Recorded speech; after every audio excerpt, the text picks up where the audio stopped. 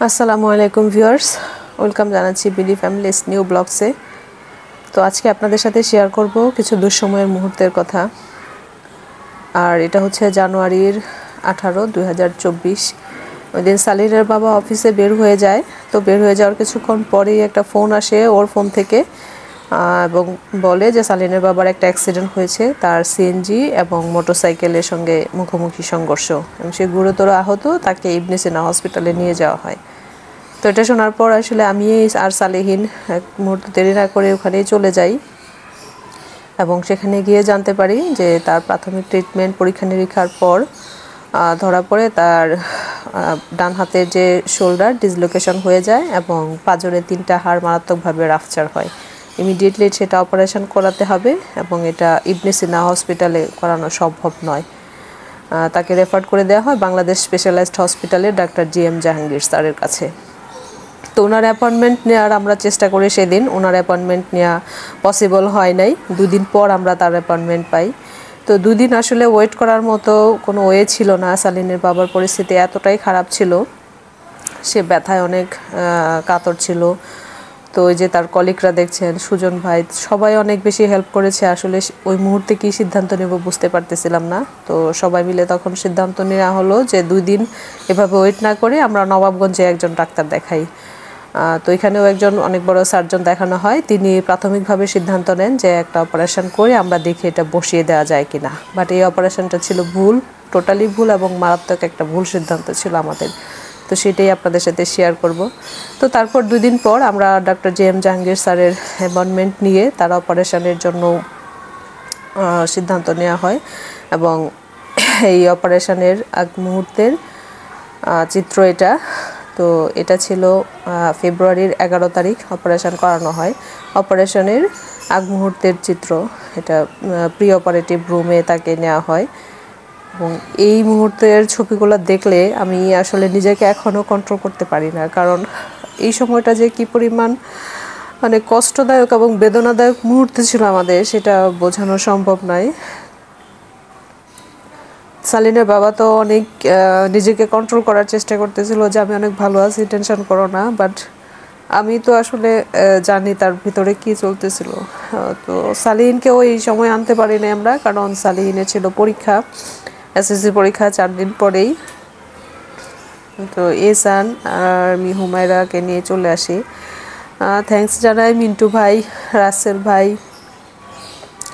এবং তার DMM sir, অনেকেই হেল্প করেছে এই সময়টাতে, আমাকে মেন্টালি অনেক সাপোর্ট দিয়েছে। তো এই যে দেখতে পাচ্ছেন ডিসলোকেশন হওয়া হাড়টা, এখানে অপারেশন করানো হয় তার।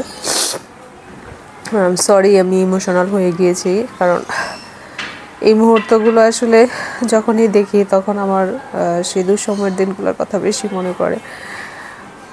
তো এটা হচ্ছে তার ক্যানোলা সেট করা হচ্ছে অপারেশনের জন্য। সে সকাল 8টা থেকেই সে না খাওয়া এবং দুপুর 2টায় অপারেশন স্টার্ট হবে। তো সেটারই প্রস্তুতি। এই যে একটা সময়, এই সময়টা আসলে ভিতরে তার অপারেশন চলছে, তখন প্রায় 8 ঘন্টা অপারেশন হয়। তো এই 8 ঘন্টার সময় আমার এই হুমায়রা, 1 বছরের মেয়েটা, সেও নিজেকে কি যেন সে বুঝতে পারতেছিল। এক মুহূর্তে আমার কোলে ওঠে না এবং সে অপারেশন রুমের সামনে থেকে যায় না, এই পাশ থেকে ওই পাশ শুধু ঘুরতেছিল এবং বাবা বাবা বলে শুধু ডাকতেছিল। তো এই 8 ঘন্টা যে কি পরিমাণ সময়, 8 ঘন্টা মনে হচ্ছে আমার 8 বছরের সমান।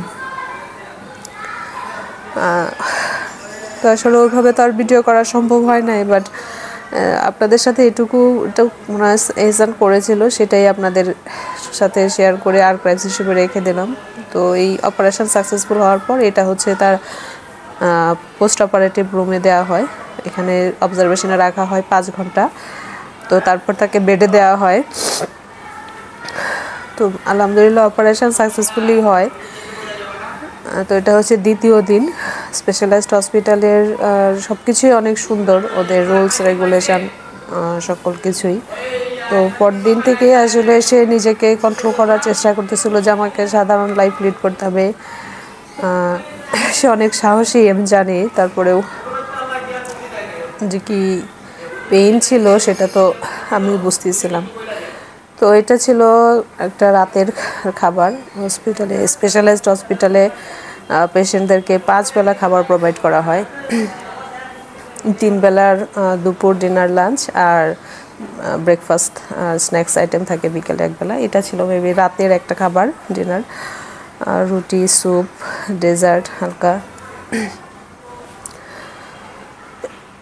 আর এটা হচ্ছে 3 দিনের দিন, এটা হচ্ছে 3rd দিন। আর ওর ড্রেসিং রুমের সামনে আমরা বসেছিলাম ড্রেসিং করানোর জন্য। তো আমাদেরকে 3 দিনই সেখানে থাকতে হয়, অপারেশনের দিন, তারপরে 1 দিন আর ড্রেসিংয়ের জন্য 1 দিন। এই 3 দিন থাকতে হয়েছিল। এইটা হচ্ছে তার হাঁটুর এখানে যেখান থেকে লিগামেন্ট নেওয়া হয়। এবং তো ড্রেসিং করার পর আমরা তাকে নিয়ে বাসায় চলে আসি। বাসায় আসার পর সকল কিছুই মেনটেন করে আমাদের দিন ভালোই যাচ্ছিল। এবং তাকে আবার পরবর্তীতে 7 দিন পরে অবজারভেশনের জন্য নিয়ে যাওয়া হয়। আবুল ভাই ছিলেন সেদিন। আবুল ভাইকে থ্যাঙ্কস, অনেক হেল্প করেছেন উনি আমাদেরকে। তো এই যে দিনটার কথা বলছিলাম যে দুঃসময় যেন কাটছে না।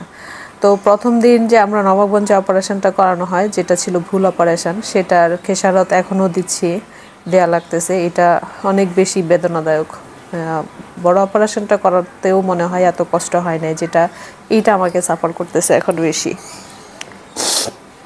তো যে ভুল অপারেশনটা হয়েছিল, ওই অপারেশনটা তো কোনো কাজেই দেয়নি। বরং ওইখানে যে একটা লোকাল অ্যানেস্থেশিয়া দেওয়া হয়েছিল, সেই অ্যানেস্থেশিয়াটা এখন জীবনে কাল হয়ে দাঁড়াইছে। তো এখানে আবারই অপারেশন করানো লাগলো। ওর পিঠের যে জায়গাটা অ্যানেস্থেশিয়া দেওয়া হয়, সেই জায়গাটার ইনফেকশন হয়ে যায় এবং মারাত্মকভাবেই এখানে এখন অনেক ধরনের ময়লা জমে যায়। তো এখন এখানে এটা ড্রেসিং চলছে বর্তমানে এবং খুবই কষ্ট দিচ্ছে এই অপারেশনটা। তো অপারেশনের সময় আসলে আমাদের অনেক ভেবেচিন্তেই অপারেশনটা করানো উচিত। যে কোনো দুর্ঘটনায় একটা ভুল সিদ্ধান্তে অনেক সাফার করতে হয়। তো এই তো চলছে আমাদের দিনগুলো। দোয়া করবেন আমাদের জন্য সবাই। আর থ্যাংক ইউ ভিডিওটা দেখার জন্য। ভালো থাকবেন সবাই। আল্লাহ সবাইকে ভালো রাখুক। আল্লাহ হাফেজ।